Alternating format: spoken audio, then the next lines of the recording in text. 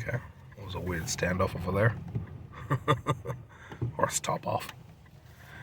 This is an Infiniti Q70 Hybrid, and in today's video I'd like to share my impressions of driving one of these vehicles. I assume it's going to be the same for an M35 Hybrid. I've driven one, but not such a long distance, but I've owned this one for quite some time.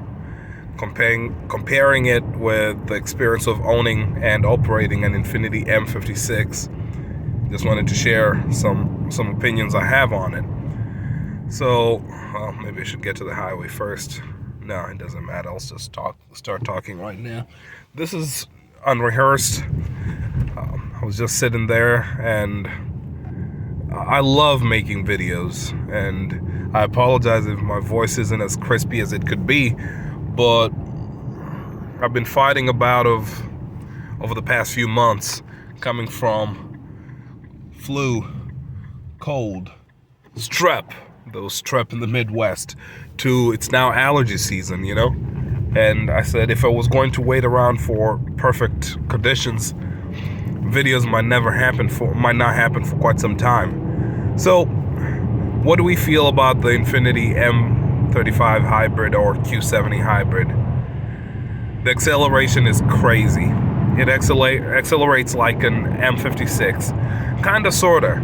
It depends on what mode you're in. Right now I'm running on all gas, but if I stomp on the gas pedal, do you see the electric came up? It really jumps. If you're running in electric mode, it takes off like just immediately. So it's an interesting one to drive in traffic or in flowing traffic, because with the M56 and the 7-speed transmission, you step on it and it's got that elastic band. It's like you're pushing on the gas pedal connected to a rubber band for a little while before the engine gets up and goes.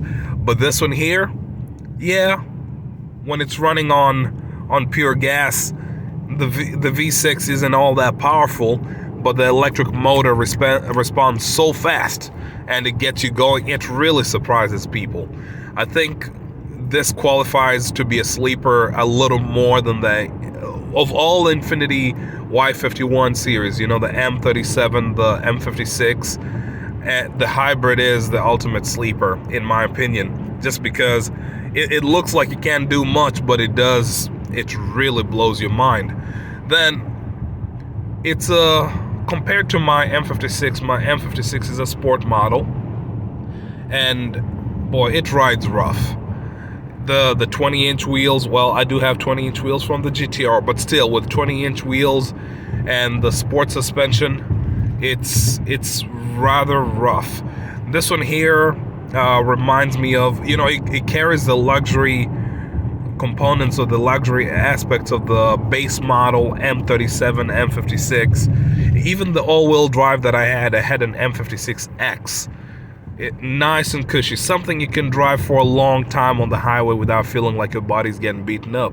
Now, I'm not taking this away from the sport model. The sport model can do that too. You can cruise for a really long time without really feeling all that fatigue, but the seats are a little firmer. You feel like you sit. It reminds me of like a Benz seat. That's all I can remember. It's leather, yeah, but it's tough.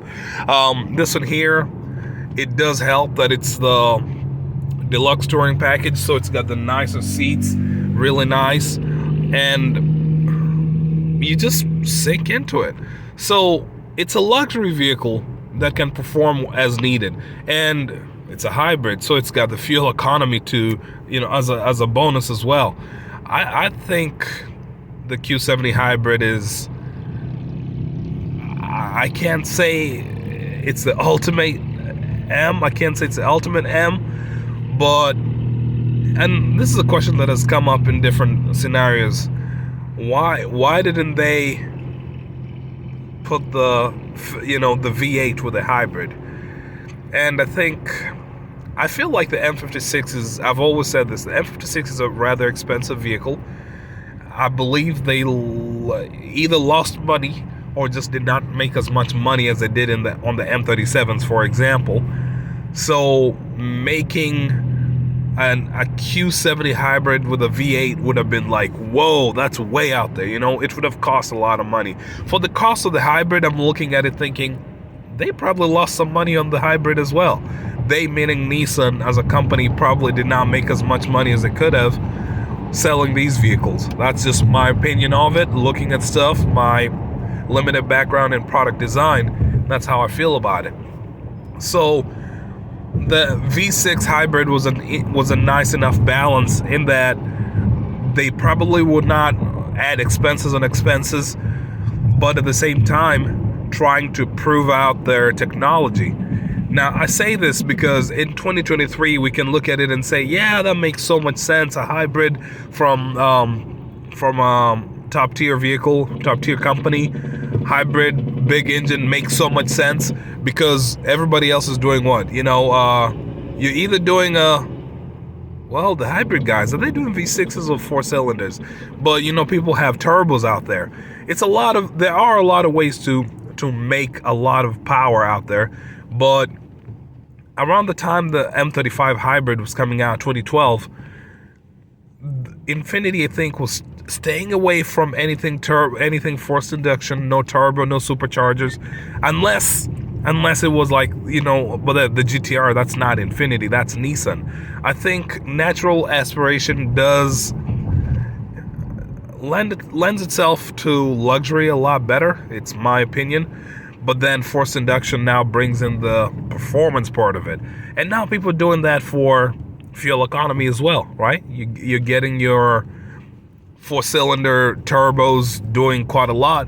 They can perform as well or even better than V6s of back in the day, or some even V8s, with great fuel economy, because it is still a 4-cylinder after all. Well, we've got cars with 3 cylinders doing the same thing, but I'm talking about luxury sport vehicles. So right now, it might seem like a no-brainer, but at the time, a hybrid performance vehicle was just such a wild concept. And Infiniti came up with this thing, and I think at the time, the only other person that was competing in that space was, Lexus did have something. Lexus had a hybrid, and Porsche.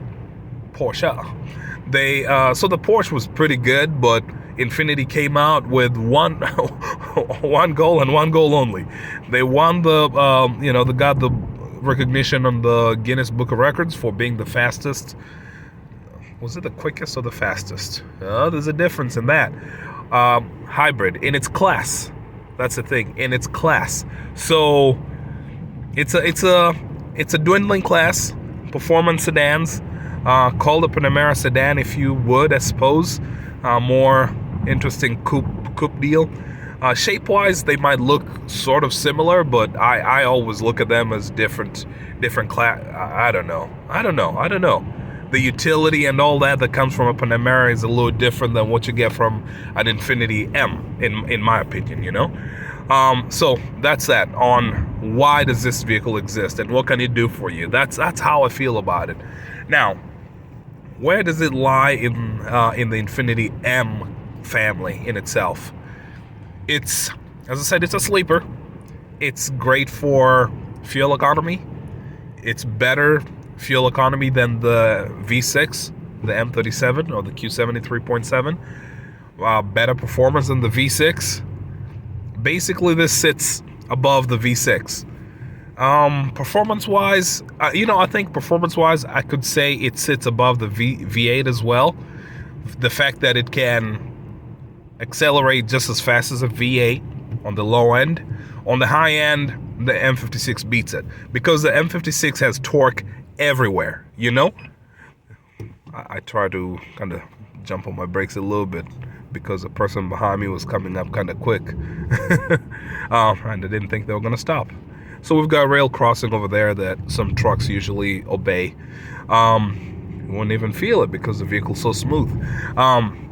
So I think performance-wise, in the city, acceleration, I think it's the best. The hybrid beats both the other two, the V6 and the V8. When I say the V6, I mean the 3.7 with nothing else. On the highway, I think the V8 See, now it depends on what you're trying to go for on the highway. If you're going for a fuel economy, the hybrid wins, and then the V6 comes second. The V8, horrible on fuel economy all around, but when it comes to luxury and passing power on the high end, I think the V8 is king in that respect. As I said, the torque curve on the V8 it's a table, and it's got torque all the way from 2,000 RPM all the way to close to 6. Doesn't accelerate too far, but yeah, it's a really torquey beast. So I think on the highway, the hybrid, the V8 is a king. Hybrid, I suppose, just like the other V6 in that case, maybe it's a tie, but the fuel economy part of it wins with regards to this. Then luxury, I would go with V8 wins. When you look at luxury as a class in itself, it's about no holds barred, just give me the best you got, and it's going to be hard to beat the refinement of a naturally aspirated V8 engine. So the M56 wins. The M56 is such a noisy engine from the outside, but inside the vehicle, it's so quiet, it's so calm. So I think it wins. The V8 wins for luxury, right? I feel like the 3.7, the V6s, and this is a 3.5 engine, I feel like the V6s are always so buzzy. And right now, look at this one here. So it's on EV mode. Then boom. It accelerates nicely, yeah, but the stop-start of the V6, you can't really, well, maybe modern hybrids are doing it, but it's hard to make that refined. It sucks. It sucks, honestly.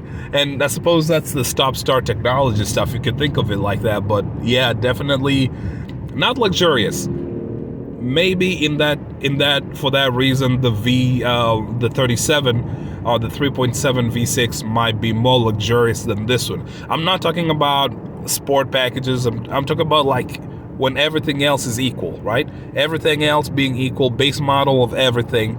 I think the base model V8 is number one on luxury, then the V6 3.7, then the hybrid. I think that's how it goes with regards to luxury, my experience. And then the other factor would be, I mentioned the sportiness, I mentioned suspension. Interesting. So when it comes to sportiness, you have sport models, you've got base models, you've got all-wheel drive models, long wheelbases. I think I'll categorize them as sport model or base model. So these are luxury sport vehicles, right? The suspension design is already going to outhandle most competitors. Well, except the Beamers. The Beamers are really, really good at handling. They beat the Jags of the time. They, I think the Lexus GS is interesting. I think the GSF is stiff. That's what it is, stiff. Is it sportier? I'm not sure. But looking at these vehicles as being designed from 370Zs and Q50s, they have a sportier heritage to go with. That's my opinion on that. So sportiness, the base model of these vehicles are already good enough, but the sport model takes it even further. And when it comes to sport models, I wanted to make a video discussing all these different things.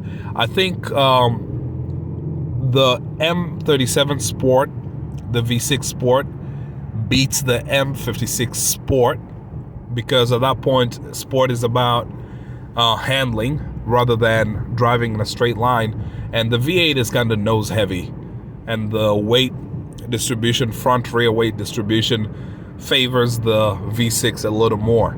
So V6 Sport model, V6 regular, Sport, then, well, I'm not sure. Let's go. V6 Sport model, then V8 Sport model, then V6 base model, then V8 base, then V6 all-wheel drive, then V8 all-wheel drive. That's how I feel the sportiness factor goes in. But now, I'm driving a hybrid, and I said I would compare where they lie. I think this one comes in right after the V6 sport model. Then number 2 is the V8 sport model. I think the hybrid comes in at number 3. And I'm not going to compare with any long wheelbase models because none of those came with as sport models. The sport models of these vehicles usually have the rear steering, stiffer suspensions, and things like that. And I already said that the hybrid is luxurious, right? Softer suspension, or I think the suspension is unique. It's not shared with anybody else. But there are certain aspects like the stabilizer bars and things like that. It's stiff because you've got batteries in the rear. It's pretty heavy. The weird thing about the weight in the back is that it's extra weight, right, to the vehicle. It is. It weighs, I think it's right under the V8 all-wheel drive with regards to weight. It is heavy in the rear, but that ends up helping its front rear weight distribution. So I believe the hybrid is almost 50-50. I think it is actually 51-49 weight distribution, and that is really, really good. So what that means for sporty handling is, think about anyone who's driven like a Miata, right? A Mazda Miata, for example. They're just well balanced. It almost doesn't matter what kind of suspension you have on it at that point, because the front and rear just right? The balance is perfect. And then, as I said, the shocks might not be as stiff as the other vehicles. They're cushy, yeah, but the suspension design coming from a 370Z, for example, the double wishbone front and the multi-link rear. So it's a very, very sporty vehicle. And yeah, it doesn't have the big brakes. It doesn't have the stiff suspension. It doesn't have the big wheels. You can add those if you want to, obviously with taking the penalty for fuel economy because it's a hybrid. And we've talked about it. Those bigger wheels, bigger brakes, hard acceleration, and as well as fuel economy, right? So you're gonna give up some acceleration if you go for bigger wheels, bigger brakes as well. And it still, as I said, it still keeps up. Going around the twists, I actually have a video. I was driving the M56 Sport, and then I drove this one as well in pretty much the same environment. I'll try to edit that video, and then I can add them up, as I can do something about editing them, and then you'll see how they look. But it did pretty much everything the 56 Sport was able to do. So that's just my thought on it. Right now, driving on this pretty potholed road. It's a private road. We need to get together and do something about it. But it's okay. It's not taking a beating like my M56 does. I mean, I'm not jumping into potholes, don't get me wrong, but it's all right. Sucking them up decently.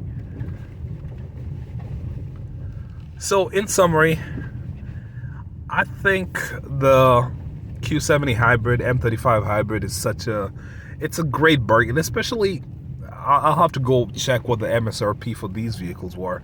But for people buying them in the market right now, they're so nice.